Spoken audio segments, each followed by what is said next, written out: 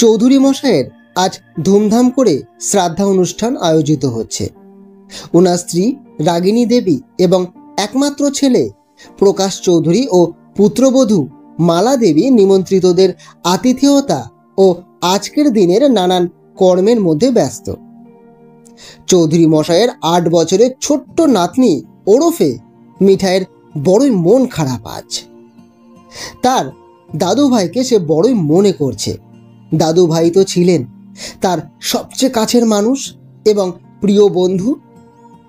দাদুর কথা মনে করতে করতে হঠাৎ মিঠাইয়ের একটা কথা মনে পড়ে যায়, যেটা তার দাদু অর্থাৎ চৌধুরী মশাই মারা যাওয়ার কিছুদিন আগে মিঠাইকে ডেকে বলেছিলেন। কিডনির কঠিন ব্যামোটা 6 মাস আগে ধরা পড়ল ওনার। ততদিনে অনেক দেরি হয়ে গেছে। মারা যাওয়ার কিছুদিন আগে থেকেই হঠাৎই চৌধুরী মশাই তার একটি লাল রঙের সোনালি কাজ করা ডায়েরিতে কোমরে অসহ্য যন্ত্রণা সত্ত্বেও মাঝে মধ্যেই বসে কি যেন লিখতেন, যা উনি কাউকেই পড়তে দিতেন না। মিঠাইয়ের বাবা বা ঠাম্মি উনার যন্ত্রণার কথা ভেবে নিষেধ করলেও লিখতে বসতেন তিনি। ডায়েরিটা সযত্নে লুকিয়ে রাখতেন তার লেখার টেবিলের ড্রয়ারটাতে তালা বন্ধ করে। মারা যাওয়ার 2 দিন আগে তার নাতনিকে একদিন ডেকে তিনি সেই চাবি দিয়ে বলেছিলেন তার মৃত্যুর পরে মিঠাই যেন সেই ড্রয়ারটা খোলে, সেখানে রাখা ডায়েরিটা যেন মিঠাই পড়ে। তার জন্য নাকি বিশেষ বার্তা আছে ওতে। সহসা কথাটা মনে পড়তেই ওখান থেকে মিঠাই উঠে নিজের ঘরে যায় এবং দাদুর দেওয়া চাবিটা হাতে নিয়ে ওনার ঘরে গিয়ে ডায়েরিটা ড্রয়ার খুলে বারো করে। কৌতূহল মাখানো দৃষ্টিতে পড়তে শুরু করে মিঠাই সেই ডায়েরিটা। 1980 সাল, সকাল 9টা। আমি বসে হাতে খবরের কাগজ ধরে মনোযোগ দিয়ে পড়ছি। মাঝে মাঝে সংযোজন হচ্ছে গরম ধোয়া ওঠা ঘন দুধের চায়ের চুমুকের। আমার স্ত্রী রাগিনী ব্যাগপত্র সব ঠিকঠাক গুছানো হয়েছে কিনা, আরও কিছু জিনিসপত্র সাথে নিতে হবে কিনা, সেসব শেষবারের মতন দেখে নিচ্ছে। দুপুর 1টা নাগাদ আমাদের ট্রেন, গন্তব্য পুরুলিয়া। আমাদের 5 বছরের ছেলে পিকু নিজের মনে বসে খেলছে তার খেলনা নিয়ে। আজ সে বেজায় খুশি। প্রথমবার বেড়াতে যাচ্ছে বলে কথা। যদিও বেড়াতে যাচ্ছি কথাটা পুরোপুরি সঠিক নয়। ওখানকার পোস্ট অফিসের পোস্টমাস্টারের পদে বদলি হয়ে যাচ্ছি আমি। জানি না কতদিন থাকতে হবে। এরই মধ্যে রান্নাঘর থেকে আমার মা শাড়ির আঁচলে হাত মুছতে মুছতে এসে বলল, বৌমা, তোমাদের টিফিন তৈরি হয়ে গেছে। লুচি আর আলুর দম বানিয়েছি, মনে করে নিয়ে নিও বৌমা। আর আমার দাদু ভাইয়ের জন্য কিছু গুড়ের নারকেলের নাড়ু বানিয়েছি বৌমা, সেটাও কিন্তু নিয়ে নিও। রাগিনী নিজের কাজ চালিয়ে যেতে যেতেই উত্তর করল, আচ্ছা মা, আমি সব মনে করে নিয়ে নেব, আপনি একদম চিন্তা করবেন না। রাগিনীর উত্তর পেয়েও মা কিন্তু ওখানে দাঁড়িয়ে রইল ঠায়, যেন কিছু বলতে চায় মা। অবশ্য কি বলতে চায় তা আমি ভালোই বুঝতে পারছি। মাকে চুপ করে দাঁড়িয়ে থাকতে দেখে রাগিনী এবার কাজ থামিয়ে জিজ্ঞেস করল, আপনি কি আরো কিছু বলবেন মা? আমি মনে মনে প্রমাদ গুনলাম, এক্ষুনি মা যেটা বলবে সেটাতে যে রাগিনী ক্ষেপে উঠবে আর একটা কোনো অশান্তি বাঁধাবে তা বেশ ভালোই বুঝতে পারছি আমি। মা সঙ্গে সঙ্গে উত্তরে বলল, না, বলছি আর একবার ভেবে দেখো না বৌমা। অত দূর একটা জায়গা, তার উপর অজপাড়াগা, শুনেছি নাকি বিদ্যুৎ পরিবহনের ব্যবস্থাও ঠিক নেই। দিনের বেশিরভাগ সময় নাকি লোডশেডিংও থাকে। বলি, দাদু ভাইয়ের তো সর্বক্ষণ ফ্যান আর আলোর মাঝে থেকে অভ্যাস। ও কি ওরকম জায়গায় থাকতে পারবে এই গরমে? তাছাড়া সামনের বছর স্কুলেও তো ভর্তি করতে হবে বৌমা। ওখানে কি আর কলকাতার মতন ভালো স্কুল থাকবে? তোমাদের এখানে থেকে গেলে হতো না বৌমা? খোকা তো মাঝে মধ্যেই যাতায়াত করবে। না মানে তোমরা কর্তাগিন্নি শুধু থাকলে আমি এত ভাবতাম না, কিন্তু বাচ্চাটার জন্যই বড় চিন্তা হচ্ছে বৌমা। আমার ভাবনা সত্যি করেই রাগিনী ফোঁস করে উঠে ঝাঁঝালো কণ্ঠে বলল, বাচ্চাটার বাবা মা যখন আমরা, তখন আপনাকে অত চিন্তা করতে হবে না মা। পিকুকে এখন থেকে অভ্যেস করতে হবে সব পরিস্থিতিতে মানিয়ে নিতে। ওখানে তো ভদ্রবাড়ির বাচ্চারা থাকে নাকি? আর এখন সবে ডিসেম্বর মাস মা, গরমকাল আসতে ঢের দেরি আছে। তখনকার ব্যাপার না হয় তখনই বোঝা যাবে। আর বাকি রইল স্কুলের কথা, তাতে এখনো 1 বছর বাকি আছে মা। ততদিনে নিশ্চয়ই আপনার ছেলে অন্য কোথাও বদলি হবে। ও তো আবেদন করবে ভালো জায়গায় বদলির জন্য, সবই তো জানেন মা। তাও কেন এত কথা বলছেন আমায়? বুঝতে পারছেন না যে আমার আমার একটুও ভালো লাগছে না এসব আলোচনা করতে মা? বিয়েটা তো আমার বাবা মা আপনার ছেলের সাথে দিয়েছে, এ বাড়ি বা আপনার সাথে তো দেয়নি নাকি? আমি তোর স্ত্রী, ওর সুবিধে অসুবিধে দেখার কর্তব্য তো আমার। অত দূরে একা একা থাকবে, কে জানে কি খাবে, আর শরীর খারাপ হলে বা কে সেবা যত্ন করবে শুনি? সেসব কি ভেবে দেখেছেন কখনো? যাক গিয়ে, আপনার আর কিছু বলার থাকলে বলুন, নয়তো আপনি আসতে পারেন এখন, আমার কাজে দেরি হচ্ছে মা। আমি কিছু বলতেই যাচ্ছিলাম মায়ের হয়ে, কিন্তু রাগিনী যেভাবে চোখ পাকিয়ে তাকালো তাতে আর কিছু বললাম না। তাতে ঝামেলা বাড়বে বই কমবে না। রাগিনীর মুখ বড়ই খারাপ, ওকে আর না খেপানোই ভালো। রাগিনী থেকে 4টে কড়া কথা শুনে মা ওখানে আর একটুও দাঁড়ালো না, গুটি গুটি পায়ে বেরিয়ে গেল ঘর থেকে। মায়ের করুণ মুখটা দেখে বুকটা মোচড় দিয়ে উঠল আমার। রাগিনীকে তাই শান্ত স্বরেই বুঝিয়ে বললাম, আচ্ছা, মাকে তো ওভাবে না বললেও পারতে নাকি? এত খারাপভাবে বলার কি কোনো প্রয়োজন ছিল? আবার কতদিন পর আসবো, আর মায়ের সাথে কবে দেখা হবে না হবে কে জানে। পিকুকে খুব ভালোবাসে মা, তাই তো চিন্তা করে। একটু বুঝে শুনে তো কথাগুলো বলতে পারতে নাকি? রাগিনী আমার উপদেশ শুনে মুখ বাঁকিয়ে ঘর থেকে গট গট করে চলে যায়। সময় মতন খাওয়া দাওয়া শেষ করে বেলা 12টা নাগাদ রওনা হলাম স্টেশনের উদ্দেশ্যে। বাড়ি থেকে স্টেশন বেশি দূর নয়, মিনিট 20-25 দূরত্ব। বিদায়কালে মা চোখের জল ধরে রাখতে আর পারল না। পিকুকে বুকে জড়িয়ে ধরে হাউ হাউ করে কেঁদে ফেলল মা। এর আগে মা তার নাতিকে ছাড়া বেশি দিন থাকেনি। বাবার মৃত্যুর পর আমরাও মাকে ছেড়ে কোথাও যাইনি, তাই আজ মাকে ছেড়ে এসে মনটা খুব আনছান করছে আমার। কে জানে সময় মতন ওষুধপত্র সব খাবে কিনা। যদিও বা পাশের বাড়ির নিতাইদা এবং তার স্ত্রী মিনা বৌদিকে বলে এসেছি মাকে মাঝে মাঝে গিয়ে যেন দেখে আসে, খোঁজ খবর যেন নেয়।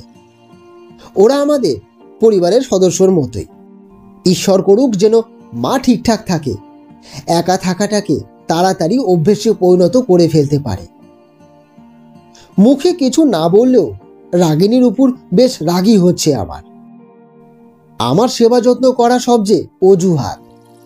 আসলে ও নিজেই চায় না আমার বয়স্ক মায়ের সেবা যত্নর ভার নিতে, তাই তো মুক্তি পেতে আমার সাথে যেতে চায়। সত্যি বলতে ওর মতন স্বার্থপর মানুষ আর দুটো আছে কিনা আমি জানি না। বিয়ের পর থেকে চিরকাল আমার মাকে দুঃখ দিয়ে এসেছে ও, যা নয় তাই বলে অপমান করেছে। স্টেশনের পাতা লোহার বেঞ্চটায় বসে আপন মনে এইসব কথা ভাবতে ভাবতে অবশেষে কানে এলো ট্রেনের হুইসেলের শব্দটা। আমাদের গন্তব্য ট্রেন ঢুকছে প্ল্যাটফর্মে। মাইকে অ্যানাউন্সও হতে শুরু করে দিয়েছে। ট্রেন এসে থামতে স্ত্রী, সন্তান ও ব্যাগপত্র সাথে করে আমাদের নির্দিষ্ট কামরায় এসে আমরা উঠলাম। যে যার নির্দিষ্ট আসনে গিয়ে আমরা বসলাম। পিকু তো আগে ভাগেই জানালার ধারের সিটটায় গিয়ে বসে পড়ল। এর আগে ও কখনো ট্রেনে ওঠেনি। ওর কচি মুখের মন ভোলানো হাসি এবং বিস্ময় ও উত্তেজনা মাখানো বড় বড় চোখ দুটোর দিকে তাকিয়ে মনটা আমার খানিক শান্ত হলো। এত কিছুর মধ্যে অন্তত আমার ছেলেটা তো একটু আনন্দ পাচ্ছে, ওর সুখে তো আমার সুখ। মাও এ কথা জানলে আনন্দই পেত। যথাসময়ে ট্রেন ছাড়ল। ধীরে ধীরে গতিবেগ বাড়লে বাইরের গাছপালা, মাঠঘাট সবকিছুকে উল্টো দিকে ছুটতে দেখে পিকুর তো বিস্ময়ের সীমা রইল না। কচি গলায় আধো আধো গুলিতে সে তার কত প্রশ্ন। শেষে বহু কষ্টে বোঝানোর পর কিছুটা বুঝতে পেরে অবশেষে শান্ত হয়ে বসে দেখতে লাগলো বাইরের মনোরম প্রকৃতির অপরূপ দৃশ্য। জানালা থেকে ভেসে আসা মিঠে ঠান্ডা হাওয়ায় ছোট্ট দুই চোখে ঘুম জড়িয়ে এলো। জোর করে জেগে রইল সে। ঘুমিয়ে পড়লে পাছে এসব দৃশ্য দেখা থেকে বঞ্চিত হয় সেই কারণেই। খড়গপুরের পর থেকে শুরু হয়ে গেল প্রকৃতির নৈসর্গিক দৃশ্য সংযোজনের খেলা। বিশেষত শালবনি থেকে জঙ্গল ও গাছগাছালির সংখ্যা বৃদ্ধি পেল। ইট কাঠ পাথরের অট্টালিকা এখন অতীত। তার পরিবর্তে দেখা দিতে লাগলো ঘন সবুজ অরণ্য, তাতে তাতে মোড়ানো ছোট বড় আকৃতির পাহাড় এবং টিলা, সুবিস্তৃত চাষের জমি এবং মাটির ও খড়ের ছাউনি দেওয়া ছোট বড় কাঁচা বাড়ি। পাহাড়গুলোকে দেখে মনে হচ্ছে যেন সবুজ কার্পেটে মোড়ানো রয়েছে সেগুলো। আমাদের পশ্চিমবঙ্গের যে এত অপূর্ব প্রাকৃতিক দৃশ্য অন্তর্নিহিত রয়েছে তা কলকাতায় বসে কল্পনা করা ভারী শক্ত। আমার স্ত্রী ও সন্তান দুজনেই নির্বাক নয়নে চেয়ে রয়েছে বাইরের প্রকৃতির দিকে। ওদের কাছে এই জগৎ একদম নতুন। এখন খানিক ভালোই লাগছে এই ভেবে যে এই সুযোগে নিজের স্ত্রী ও ছেলেকে একটু আনন্দ দিতে পারছি। বিয়ের পর থেকে রাগিনীকে সেভাবে কখনো ঘুরতে নিয়ে যেতে পারেনি এই কাজের চাপে। হতে পারে এসব না পাওয়াগুলোই একত্রিত হয়ে ওর মধ্যে এমন কঠিন ও রুক্ষ স্বভাবের জন্ম দিয়েছে। অথচ এই রাগিনীর মুখটাই এখন কত কোমল ও স্নিগ্ধ দেখতে লাগছে। ও যেন নিজের ছেলেবেলার বয়স ফিরে পেয়েছে। পথের মাঝে বেশ কয়েকটা টার্নেল পেরোতে গিয়ে অন্ধকারে ঢেকে গিয়েছিল ট্রেনের ভেতরটা। তাতে পিকু সাথে সাথে রাগিনীও ঘাবড়ে গিয়েছিল। পিকু ভয়ে জড়িয়ে ধরেছিল ওর মাকে, আর ওর মা ভয়ে সিটিয়েছিল আমার বুকে। পরে যদিও লজ্জা পেয়ে দূরে সরে গিয়েছিল। এভাবেই নৈসর্গিক দৃশ্য ও পারিবারিক ভালোবাসার মুহূর্তের মধ্যে কখন যে 6 ঘন্টা কেটে গেল খেয়ালই নেই। এদিকে পুরুলিয়া জংশনে যখন ট্রেনটা এসে পৌঁছলো তখন দুপুর গড়িয়ে সন্ধ্যের জমাট বাঁধা অন্ধকার চারদিকটা গ্রাস করতে শুরু করে দিয়েছে। কলকাতার তুলনায় এখানে শীত বেশি। পাহাড়ি ঠান্ডা বাতাস গায়ে এসে বিঁধতে লাগলো সূচের মতন। দেরি না করে সাথে আনা সোয়েটার, মাফলার, টুপি এসব পরে নিয়ে তিনজনে ব্যাগপত্র সাথে করে নেমে পড়লাম স্টেশনে। ছোট্ট স্টেশন, মাঝে কয়েকটা বেঞ্চি পাতা রয়েছে, উপরে শেড বলতে কিচ্ছু নেই। একেবারে খোলা আকাশের নিচে এই এক টুকরো স্টেশনখানা। স্টেশনে নেমে চারদিকটা ভালো করে তাকিয়ে নিলাম।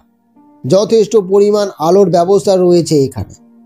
তাতে বুঝতে অসুবিধে হলো না পোস্ট অফিস থেকে আমাদের নিতে যে ভৃত্য ও পিয়নের আসার কথা ছিল তারা এখনো এসে উপস্থিত হয়নি। রাগিনীও ব্যাপারটা লক্ষ্য করে বিরক্তি সুরে বলে উঠল, কি আক্কেল জ্ঞান রে বাবা, পোস্টমাস্টার এসেছে বলে কথা, অথচ এখনো ওরা এসে পৌঁছয়নি। কোথায় আগে ভাগে এসে আমাদের জন্য অপেক্ষা করবে, নয়তো বাবুদের এখনো ঘুমই ভাঙেনি। এদিকে শীতে জমে মরে যাচ্ছে যে, উফ বাবা। আরে এটা কি কলকাতা যে চাইলেই যখন তখন গাড়ি ঘোড়া পাওয়া যাবে? হতে পারে ভ্যান রিক্সা পেতে দেরি হয়েছে, তাই ওদেরও এসে পৌঁছতে দেরি হচ্ছে।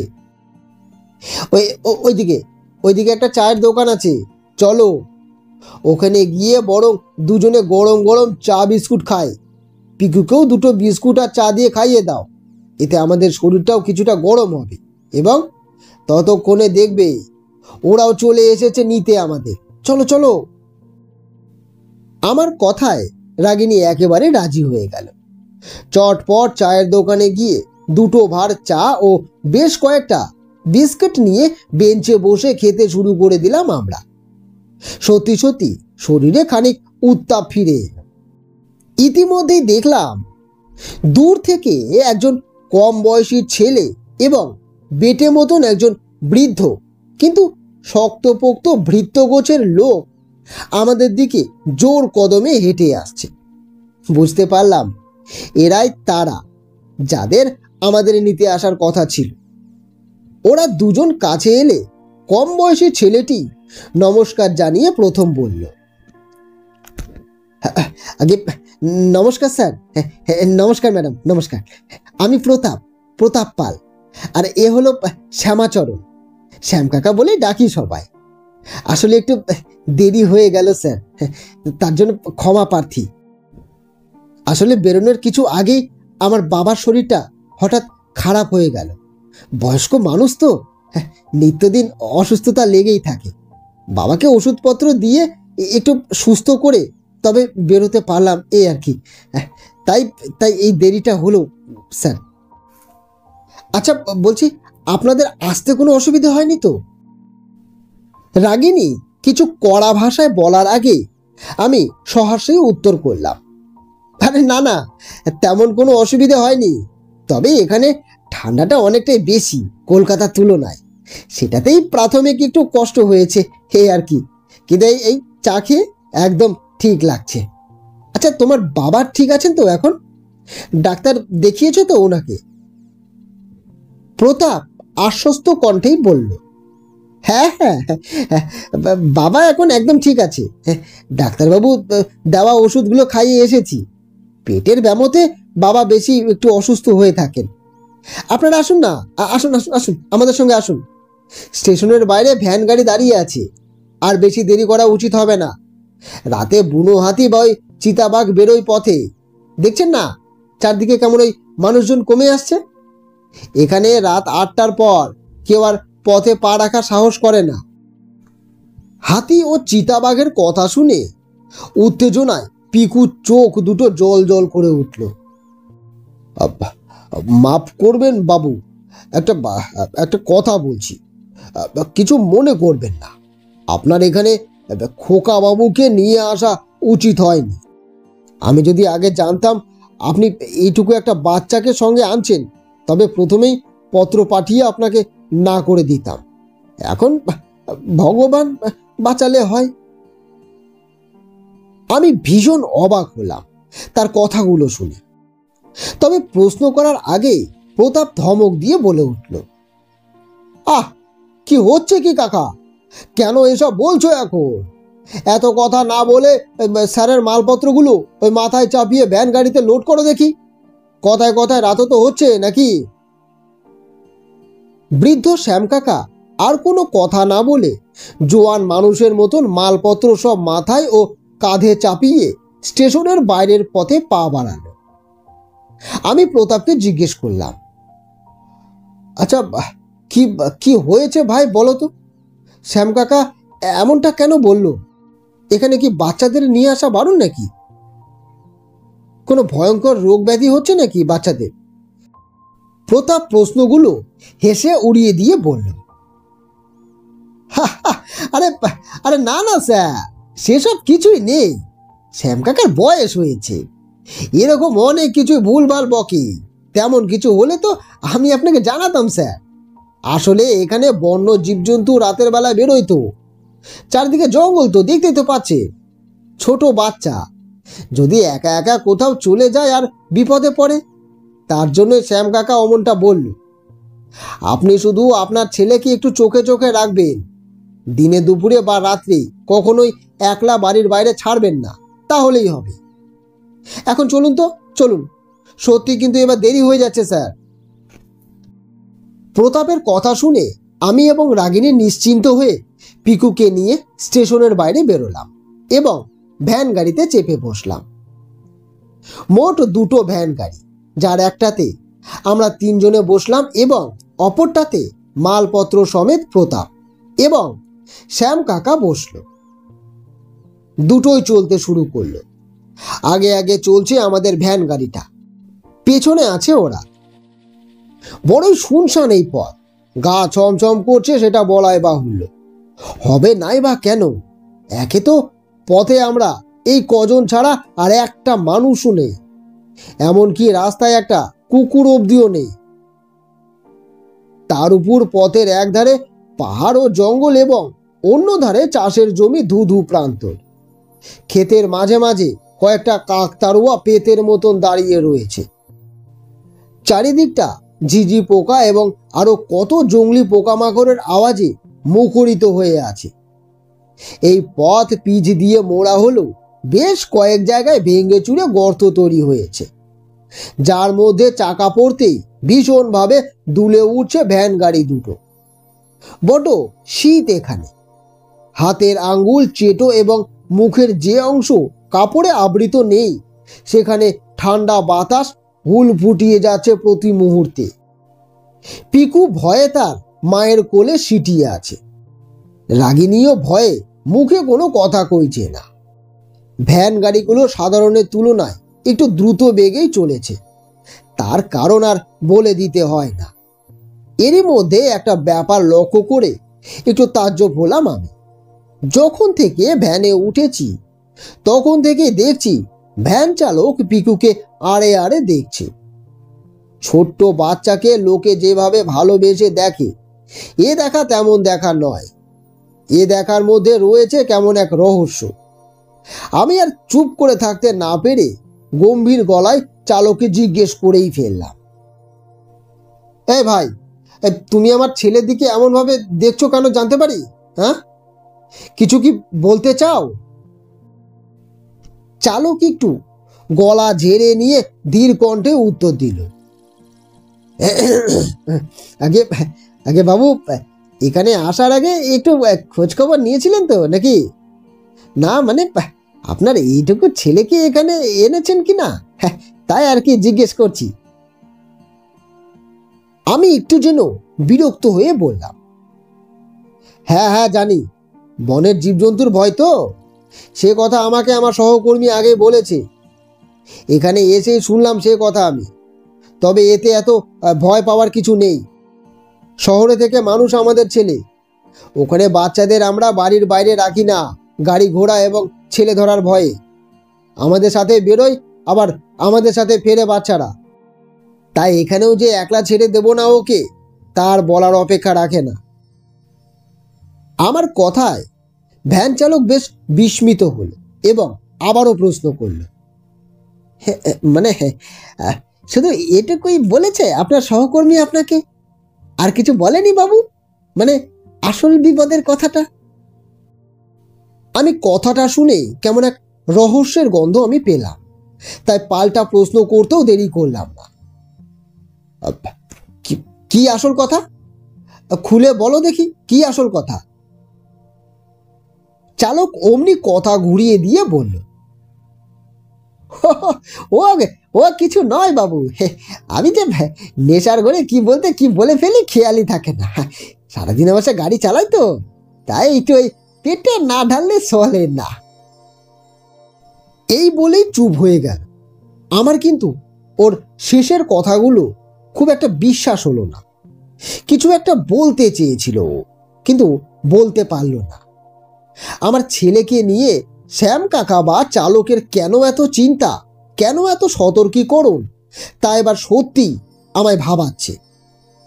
যাই হোক, প্রায় ওই 40-45 মিনিট পরে এসে পৌঁছলাম আমাদের গন্তব্য ও থাকবার জায়গা, ওই পোস্ট অফিসের সামনে। পোস্ট অফিসটা একচালা পাকা বাড়ি, তার পেছনে রয়েছে টিনের ছাউনি দেওয়া 2 কামরা বিশিষ্ট একখানা পাকা বাড়ি।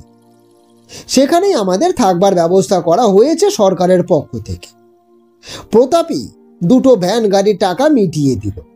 ট্রেনের টিকিট থেকে পথ খরচ সবই সরকারের তরফ থেকে পাঠানো হয়েছে, যার কিছুটা প্রতাপের কাছে এসে পৌঁছেছে, যেহেতু ও এখানকার তত্ত্বাবধানের কাজে নিযুক্ত রয়েছে। পোস্ট অফিসের পাশ দিয়ে পেছনে আমাদের থাকবার সেই বাড়িটায় এসে উপস্থিত হলাম আমরা। দাওয়ায় একখানা হলদে রঙের বাল্ব জ্বলছে। পাশে রয়েছে স্নানঘর ও শৌচাগার। গ্রামের বাড়ির ভেতরে থাকে না এসব, বাড়ির বাইরে নির্মাণ করা হয়। বাইরে হাত মুখ ধুয়ে ভেতরে প্রবেশ করলাম বাড়িটার। বেশ সুন্দর, ছিমছাম ও পরিষ্কার পরিচ্ছন্ন ঘরখানা। সামনের প্রথম ঘরটার এক কোণায় টেবিল ও চেয়ার পাতা এবং মাঝখানে রয়েছে দুটো বেতের চেয়ার। সম্ভবত এটা বৈঠকখানা ও একই সাথে আমার কাজের জায়গা। সেই ঘর পেরিয়ে পেছনের ঘরটাতে রয়েছে একটা মোটামুটি বড় খাট এবং একটা ছোট দেরাজ। একটা ছোট্ট রান্নাঘরও রয়েছে এই বাড়িটিতে। ব্যাস এতটুকুই। ভেতরে মালপত্র সব পৌঁছে দিয়ে প্রতাপ বলল, আপনি তো পরিবারের সাথে এসেছেন, তাই শ্যাম কাকা সারাদিন রান্না ও ম্যাডামের হাতে হাতে কাজ করে দিয়ে বিকেলে বাড়ি চলে যাবে। আপনি একা হলে শ্যাম কাকা হয়তো আপনার সঙ্গে থাকতো, কিন্তু সেটার প্রয়োজন নেই এখন। আপনাদের রাতের রান্না করা আছে, জলও ভরা রয়েছে রান্নাঘরের ওই চৌবাচ্চায়। আর রাত বিরেতে কল ঘরে যাওয়ার প্রয়োজন হলে একা কিন্তু যাবেন না। চারিদিকে বন্য জীবজন্তুর আনাগোনা তো, এই তাই আর কি বলছি। সাথে একটা আগুনের ব্যবস্থাও, মানে ওই হ্যারিকেনের ব্যবস্থাও রাখবেন। রাতে কেউ ডাকলে দরজা খুলবেন না হুটহাট করে। এখানে কিন্তু দুষ্টু লোকের উৎপাত রয়েছে বড্ড। আর হ্যাঁ, আমরা সকালে 9টা নাগাদ চলে আসব। আর আমার কাছে অফিসের একখানা চাবি আছে, আর এইটা এই রইল আপনার কাছে একখানা। এই বলে চাবিটা বাড়িয়ে দিল আমার দিকে। আমি চাবিটা নিয়ে নিতেই প্রতাপ শ্যাম কাকাকে নিয়ে বেরিয়ে যেতে যেতেই বলল, অফিসে টেলিফোন রয়েছে, কিছু অসুবিধে পড়লে ওখান থেকে টেলিফোন করতে পারেন সরাসরি থানায়। কিন্তু থানা দারোগা বাবুকে জানানো আছে আপনার কথা। আর হ্যাঁ, খোকা বাবুকে বাড়ির বাইরে একলা ছাড়বেন না, কোনো মতেই না। আমরা আসছি, কাল সকাল 9টায় আসবো আবার। এই বলে ওরা দুজন দ্রুত চলে গেল নিজেদের বাড়ির পথে।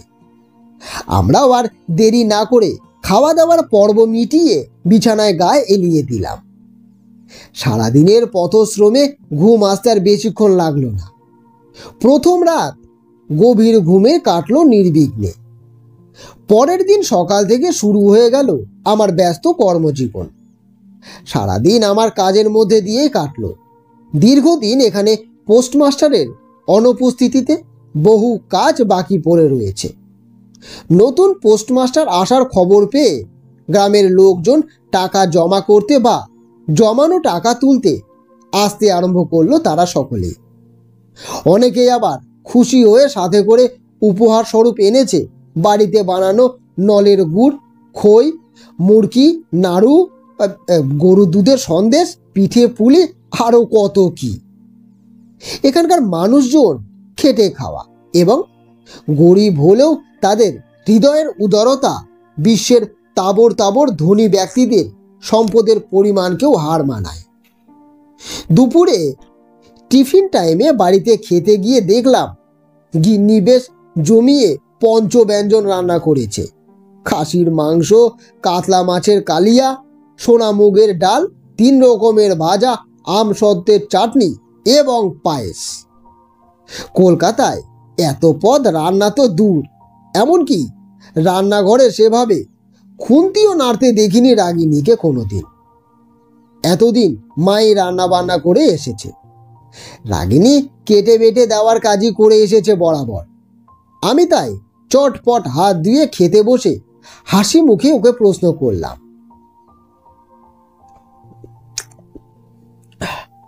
তা কি ব্যাপার বলো তো, আজ হঠাৎ এত কিছু রান্না করলে? কোনো বিশেষ দিন আছে নাকি? রাগিনী একটু লজ্জা পেয়েই উত্তর দিল, না না, কোনো বিশেষ দিন নেই। আসলে এই প্রথম আমি তোমার সাথে একলা সংসার করছি কি না।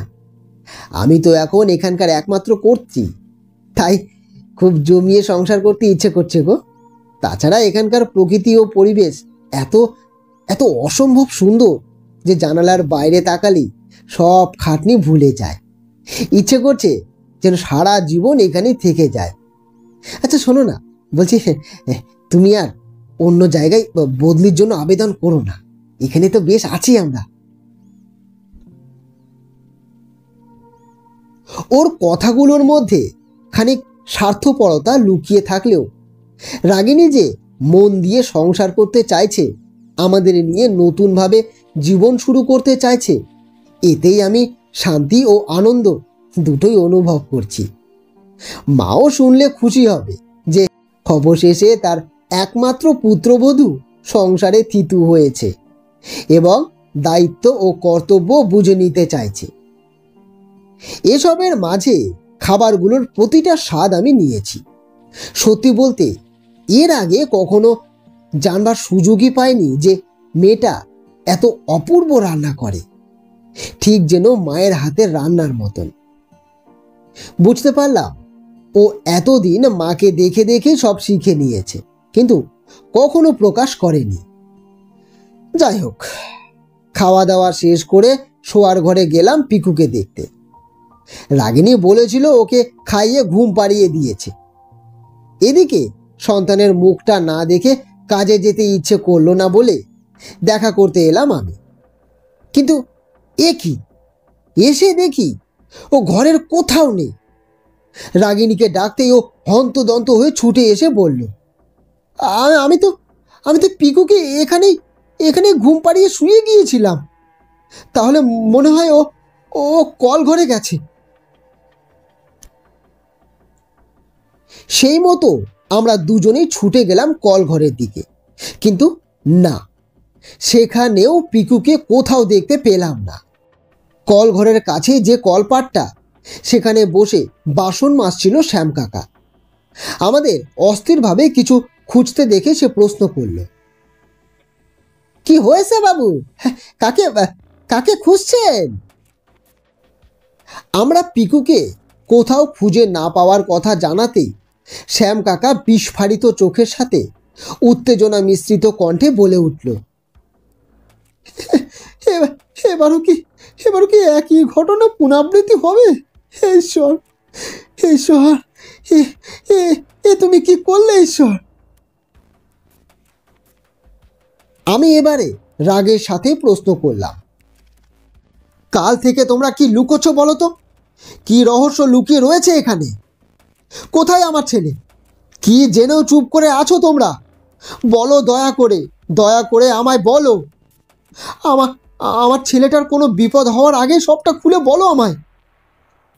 শ্যাম কাকা এবার আমার হাত দুটো ধরে দৃঢ় কণ্ঠে বলল, ভয় নেই বাবু, আমি থাকতে খোকা বাবুর কিচ্ছুটি হবে না। আমি কিছু হতে দেব না বাবু।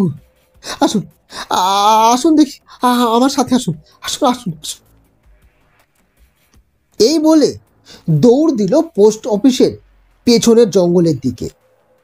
বন্য জীবজন্তুদের জঙ্গল থেকে ঢুকে পড়ার আটকানোর জন্য আমাদের বাসস্থান ও অফিসের বাইরে কাঠ ও তার কাটার বেড়া দেওয়া রয়েছে। তবে এই বেড়ার মধ্যে দুটো কাঠের নির্মিত ছোট্ট গেটও রয়েছে, যার একটা সামনে অবস্থিত এবং একটা পেছনের দিকে অবস্থিত। দেখলাম পেছন দিকের এই বেড়ার গেটের ছিটকিনিটা খোলা। বুঝলাম পিকুই খুলে বেরিয়েছে এখান থেকে। আমি এবং রাগিনী ছুটে চললাম শ্যাম কাকার পিছু পিছু সেই জঙ্গলের দিকে, বুকের মধ্যে জমাট বাঁধা আতঙ্ক নিয়ে। তাহলে কি পিকু কোনো হিংস্র জন্তুর পাল্লায় পড়ল? কে জানে কি দেখবো এখন গিয়ে আমি। রাগিনী তো কেঁদে কেটে একসার। শ্যাম কাকা জঙ্গলে প্রবেশ করে আমাকে বলল, বাবু, আমি যেখানে আপনাদের নিয়ে যাব সেখানে একেবারে চুপ করে থাকবেন আপনারা। খোকা বাবুর নাম ধরে ডাকাডাকি বা অন্য কোনো প্রকারের শব্দ ভুলেও কিন্তু করবেন না, বুঝলেন? আসুন এবার, আসুন আমার সাথে, আসুন আসুন। শ্যাম কাকার এই নিষেধাজ্ঞার কি কারণ তা বুঝতে না পারলেও আমরা কেউই কোনো পাল্টা প্রশ্ন করলাম না। শ্যাম কাকা আমাদের জঙ্গলের মধ্যে দিয়ে নিয়ে গেল একটা পাহাড়ি নদীর কাছে। এখানে আবার একটা ঝর্ণাও রয়েছে। বৃক্ষ জাতীয় গাছের বদলে নদীর দুধারে অঞ্চল হলো বিস্তীর্ণ তৃণভূমি। একেবারে অন্য রূপ এই স্থানের। বহু দূরে কয়েক জায়গায় কতগুলো ঝুপড়ি ঘরের উপস্থিতিও ঠাহর হচ্ছে। শ্যাম কাকা পেছন ফিরে একবার আমাদের চুপ থাকার ইশারা করে আবারও সামনের দিকে এগোতে লাগলো। বড় বড় কোমর সমান গাছের মাঝে তীক্ষ্ণ দৃষ্টি নিক্ষেপ করে কাকা পিকুকেই খুঁজে চলেছে। এভাবে এগোনোর পর আরও কিছুটা দূরে ঘাসের ফাঁকে কিছু একটা পড়ে থাকতে দেখা গেল। দ্রুত পায়ে সেদিকে এগিয়ে গিয়ে দেখলাম আমাদের ছেলে পিকু সেখানে চোখ বুজে পড়ে আছে। আমি তড়ি ঘড়ি ওকে কোলে তুলে নিলাম। শ্যাম কাকা ইঙ্গিত করে বোঝালো যাতে যত দ্রুত সম্ভব বাড়ির দিকে ফিরে যাই আমরাও সেই মতো ছেলেকে কোলে করে ছুটতে ছুটতে আমাদের বাসস্থানে এসে পৌঁছালাম। আমরা বিছানায় শুইয়ে দিলাম পিকুকে। আমি ছুটে ডাক্তার ডাকতে গেলে শ্যাম কাকা বাধা দিয়ে বলল, ডাক্তার ডাকবার প্রয়োজন নেই বাবু, খোকাবাবুর জ্ঞান আছে, শুধু ঘুমিয়ে পড়েছে, এই দেখুন। এই বলে পিকুকে গায়ে হাত দিয়ে খানিক ডাকাডাকি করতেই ও নিদ্রাভঙ্গ হওয়ার মতোই চোখ খুলে উঠে বসল। রাগিনী কাঁদতে কাঁদতে কিছুটা রাগের সুরেই ছেলেকে জিজ্ঞেস করলো, কেন গেছিলিস বল? তুই ওখানে কেন গিয়েছিলিস একা একা? কখনো আর যাবি না, কখনো না। খুব সাহস হয়েছে তোর, তাই না? খুব সাহস হয়েছে। কিন্তু দেখলাম পিকু অবাক নয়নে তার মায়ের দিকে চেয়ে রয়েছে, যেন কিছুই বুঝতে পারছে না কি হয়েছে। শ্যাম কাকা রাগিনীকে বাধা দিয়ে বলল, সেরে দিন গিন্নিমা, সেরে দিন। খোকা বাবুকে ওসব বলে কোনো লাভ নেই, ও বেচারির কিছুই মনে নেই। এরই মধ্যে খবর পেয়ে প্রতাপও এসে উপস্থিত হয়েছে। আমি আর ধৈর্য ধরে রাখতে না পেরে শুধলাম, আচ্ছা কি হচ্ছে সেটা আমাকে আমাকে এবার কেউ খুলে বলবে? আচ্ছা তুমি এত কি করে নিশ্চিত হয়ে ওই ওই স্থানে গিয়ে পিকুকে খুঁজে নিয়ে এলে? কি করে বা ঠিক ঠিক করে বলে দিলে হ্যাঁ যে ও ঘুমিয়ে রয়েছে বা ওর যে কিছু মনে নেই, সে সকল কথা তুমি কি করে বললে? এতক্ষণে আমি বুঝে গেছি তোমরা প্রত্যেকেই জানো পিকু কেন এবং কিভাবে গেছিল জঙ্গলের ওই দিকটায়। এমনকি এই জন্য এখানে আসার পর থেকে তোমরা পিকু সম্বন্ধে চিন্তা প্রকাশ করে সাবধান করেই যাচ্ছ আমাকে। বাবা মা হিসেবে আমাদের জানার সম্পূর্ণ অধিকার আছে আমাদের সন্তানের ব্যাপারে। তাই চুপ থাকলে আমি কিন্তু অন্য ব্যবস্থা নিতে বাধ্য হব, এই আমি বলে রাখছি। প্রতাপ শ্যাম কাকার পরিবর্তে উত্তর দিল, আগে আগে আমি বলছি স্যার, আমি বলছি। জঙ্গলের ওইখানে এক বিশেষ প্রকারের গাছ রয়েছে স্যার, যার গন্ধে 10 বছরের নিচে ছোট বাচ্চারা সম্মোহিত হয়ে পড়ে। তার ঊর্ধ্বের বয়সসীমার মানুষদের ওই গন্ধর ঘ্রাণ শক্তিতে জানান দেয় না। এই গন্ধে সম্মোহিত হয়ে বাচ্চারা ওখানে অন্ধের মতন ছুটে যায় এবং শেষে ঘুমিয়ে পড়ে। ওখানে অনেক বন্য জন্তু উপদ্রব আছে স্যার। শিশুরা সেই জন্তু জানোয়ারদের দ্বারা আহত ও নিহত হয়। সেই কারণেই আমরা সকলে চিন্তিত ছিলাম স্যার। এখানকার শিশুরা জন্মগতভাবে ওই গন্ধে অভ্যস্ত, তাই ওদের কিছুই হয় না এর দ্বারা। কিন্তু বাইরে থেকে আসা শিশুদের নিয়ে ভয় থাকে আর কি। আমি ফের জিজ্ঞেস করলাম, আর শ্যাম কাকা ওখানে আমাদের চুপ থাকতে বললে কেন? এর কি কারণ বলো, সবটা খুলে বলো শ্যাম কাকা।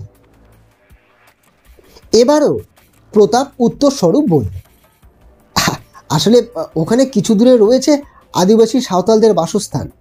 সভ্য মানুষদের উপস্থিতি জানান পেলেই ওরা বিষাক্ত তীর ছোড়ে, যার কারণে একটা গায়ে বিঁধলেই স্যার ও বিষের কারণে মানুষের মৃত্যু নিশ্চিত। তাই ওখানে গিয়ে শব্দ করতে নেই। সব শুনে আমার মাথার রাগে জ্বলে উঠল।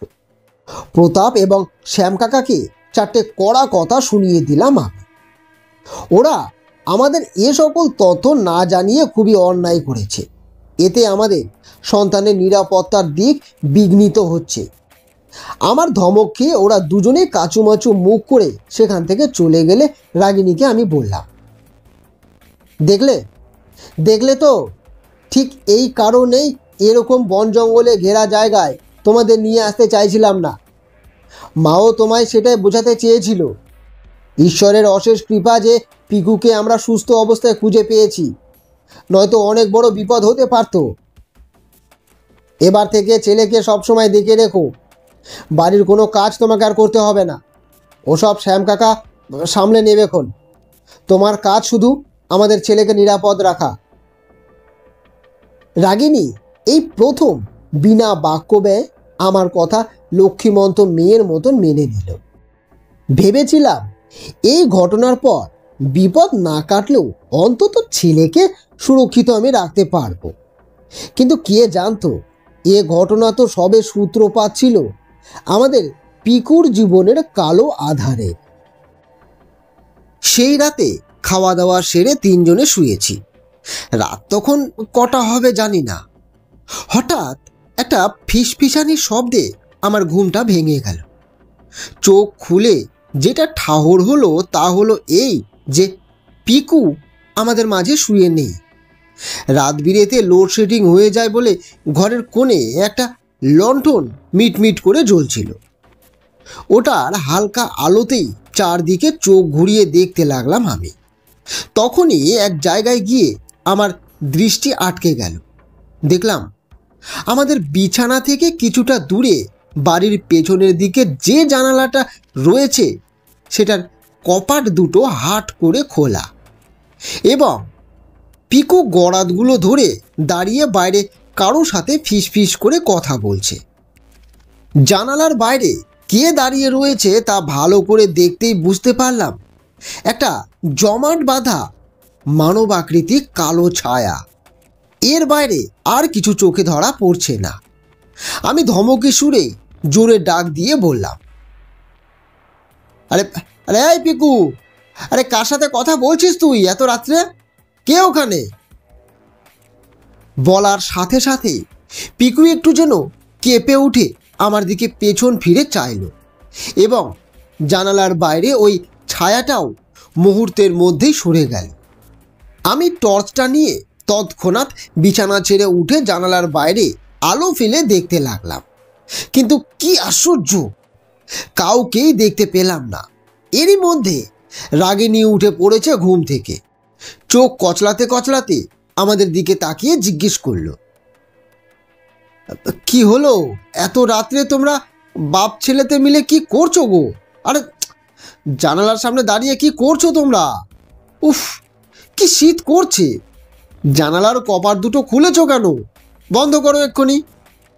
আমি তৎক্ষণাৎ মিশ্রিত গলায় ওকে বললাম, শোনো না, বলছি পিকু কার সাথে যেন কথা বলছিল রাগিনী। বাইরে কেউ একটা ছিল, আমি স্পষ্ট দেখেছি, কিন্তু টর্চের আলো ফেলতেই আর দেখতে পেলাম না কাউকে। অথচ এত তাড়াতাড়ি কোনো মানুষ বা পশু কারোর পক্ষে এই বাড়ির বেড়া টপকে পালানো একেবারেই অসম্ভব যে। রাগিনী সবটা শুনে চোখ পাকিয়ে পিকুকে শুধল।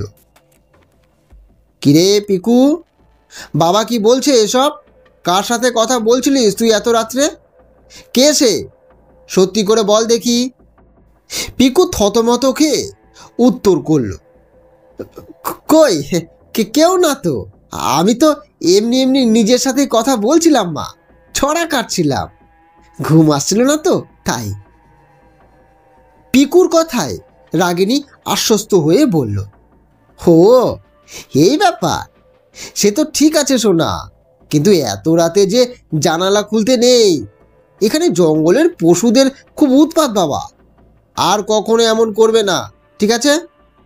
নে এবার আয় দেখি, আয় শুয়ে পড়। পিকু লক্ষ্মীর ছেলের মতন মাথা নেড়ে ওর মায়ের কাছে গিয়ে শুয়ে পড়ল। তবে ওর মা বিশ্বাস করলেও আমি কিন্তু পিকুর কথা বিশ্বাস করতে পারছি না। ও যে মিথ্যে বলছে তা ওর হাবে ভাবেই স্পষ্ট। কিন্তু আমি আর কোনো কথা না বাড়িয়ে জানালা বন্ধ করে শুতে চলে গেলাম। পরের দিন সকালে জল খাবার শেষ করে পোস্ট অফিসে যাওয়ার তোড়জোড় করছি।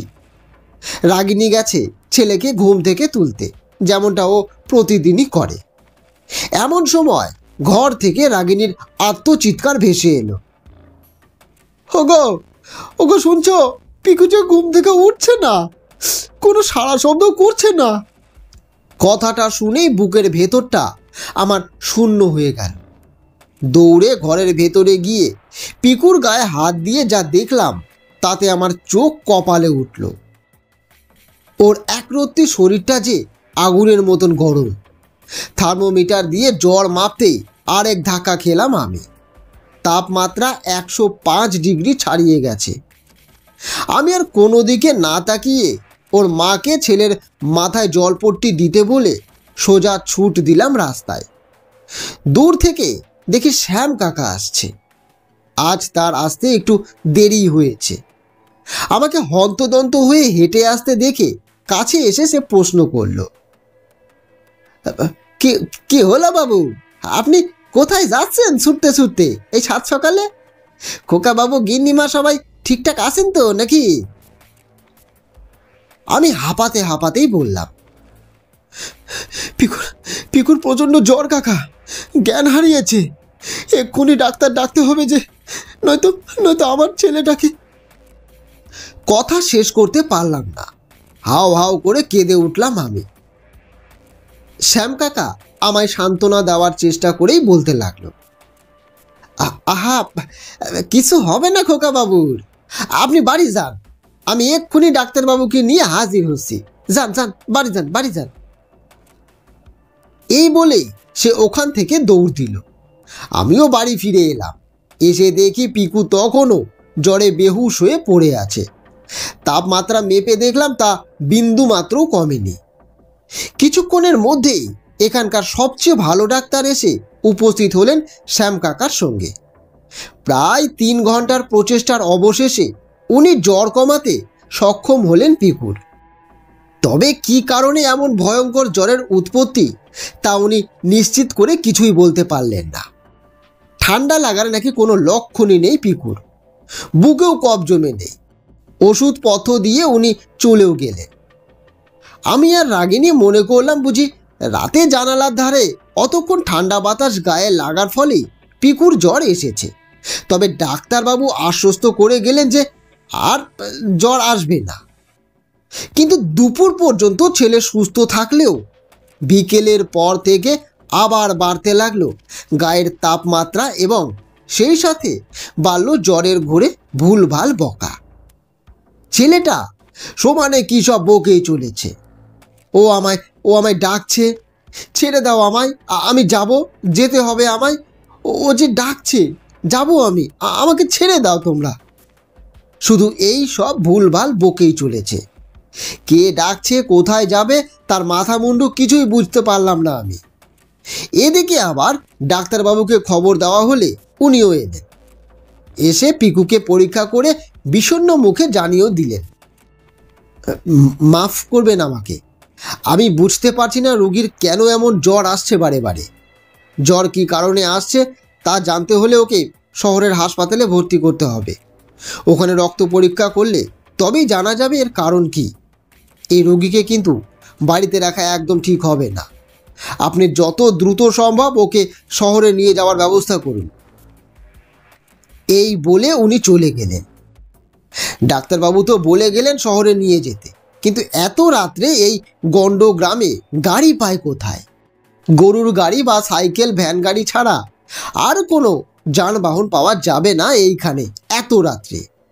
কিন্তু শহর এখান থেকে 20 মাইলের পথ। এতটা দূরত্ব এমন রোগীকে নিয়ে যে কিছুতেই মোটর গাড়ি ছাড়া যাওয়া সম্ভবই নয়। বাইরের হাড় কাঁপানো শীতে পিকুর শরীরের আরও অবনতি ঘটবে এতে। তার উপর আবার জঙ্গলের পাশের পথ ধরে যেতে হবে। আমি কিংকর্তব্য বিমূঢ় হয়ে মাথায় হাত দিয়ে বসে পড়লাম মেঝেতে। কি করব এখন আমি? কোথায় যাব? কিছুই আমি বুঝে উঠতে পারছি না। শ্যাম কাকাও চুপ করে মাথা নিচু করে দাঁড়িয়ে রইল। তবে তাকে দেখে মনে হচ্ছে যেন কোনো কিছু বলতে চাইছে মরিয়া হয়ে, কিন্তু বলতে পারছে না কোনো কারণে। রাতে আর হাড়ি চাপলো না আমাদের। সন্তানের এমন করুণ অবস্থায় কোন বাবা মাই বা অন্ন জল গ্রহণ করতে পারে? সেদিন রাত্রে শ্যাম কাকাও বাড়ি গেলেন না। ভোর হওয়ার অপেক্ষা করতে লাগলো আমাদের সাথে, যাতে সূর্যের প্রথম আলোর দেখা পেলে ছুটে যেতে পারে এই গ্রামের কাঠগোলার মালিক হারান সমাদ্দারের কাছে উনার মোটর গাড়িটা চাইতে। শ্যাম কাকা জানিয়েছেন লোকটি নাকি বেশ হৃদয়বান। লোকজনের বিপদে আপদে উনি ওনার একমাত্র গাড়িখানা দিয়ে সাহায্যও করেন। সেই গাড়ি এখন একমাত্র আমাদের ভরসা। কিন্তু সেই আশার আলো গেল নিভে যখন মাঝরাত থেকে শুরু হলো কান ফাটানো শব্দে মুহুর্মুহু বজ্রপাত এবং ভয়ঙ্কর বৃষ্টি। শ্যাম কাকার থেকে জানতে পারলাম এখানকার মাটি মাঝারি বৃষ্টিতেও পাকে পরিণত হয়, যাতে মোটর গাড়ির চাকা পড়লে আটকে যায়। সেখানে এখন তো হচ্ছে মুষলধারে বৃষ্টি। প্রকৃতি যেন কোনোভাবেই চায় না আমার পিকুকে জীবন দান দিতে। এত সব বিপদের মাঝে এবার শুরু হলো এক নতুন উপদ্রব। জ্বরের ঘোরে পিকু বিছানা ছেড়ে উঠে বাইরে যেতে গেলে তাকে আমরা ধরে ফেলে আবার বিছানায় বসিয়ে দিলাম। কিন্তু তাতে পিকু গেল বেজায় চোটে। ওইটুকু ছেলের গায়ে কি ভীষণ রকমের অতি মানবিক শক্তি! আমরা কেউ ওকে ধরে রাখতে পারছি না, ছিটকে ফেলে দিচ্ছে আমাদের। এছাড়াও চোখ দুটো ওর কি টকটকে লাল, রাগে ফুঁসছে হিংস্র বাঘের মতন। ওর অমন ভয়ঙ্কর রূপ আগে কখনো দেখিনি আমরা। শ্যাম কাকা কোথা থেকে এক গাছা দড়ি এনে বলল, বাবু বাবু আর দেরি করবেন না বাবু, এক্ষুনি খোকা বাবুর হাত পা দুটো বেঁধে দিন ওই খাটের সাথে শক্ত করে, যাতে খোকা বাবু পালাতে না পারে। খোকা বাবুকে আজ যদি আটকাতে না পারি তবে তবে আমরা তাকে আর বাঁচাতে পারবো না বাবু। আমি আর শ্যাম কাকা মিলে পিকুকে বহু কষ্টে খাটে শুয়ে ওর হাত এবং পা শক্ত করে খাটের সাথে দড়ি দিয়ে বেঁধে দিলাম। পিকু শুয়ে শুয়ে গর্জন করতে লাগলো, ছেড়ে দে, ছেড়ে দে বলছি, ও আমার জন্য অপেক্ষা করছে, খুব খিদে পেয়েছে ওর, ছেড়ে দে, ছেড়ে দে আমায়। ছেলের এমন ভয়ঙ্কর রূপ ও বিভৎস কণ্ঠস্বর শুনে রাগিনী ঘরের কোণে বসে পড়ে মাথায় হাত দিয়ে আকুল হয়ে কেঁদেই চলেছে। আমি এবারে শ্যাম কাকাকে গম্ভীর গলায় জিজ্ঞেস করলাম, কাকা এবারও কি তুমি মিথ্যে বলবে? আমার ছেলের প্রাণ সংশয় হলে তার দায় নিজের ঘাড়ে নিয়ে তুমি সারা জীবন বেঁচে থাকতে পারবে তো কাকা? শ্যাম কাকা এবারে ভেঙে পড়ল, কাঁদো কাঁদো কণ্ঠে বলে উঠল, না বাবু, না না না, এমনটা বলবেন না বাবু। খোকা বাবুকে যে আমি আমার নিজের নাতির মতোই ভালোবাসি।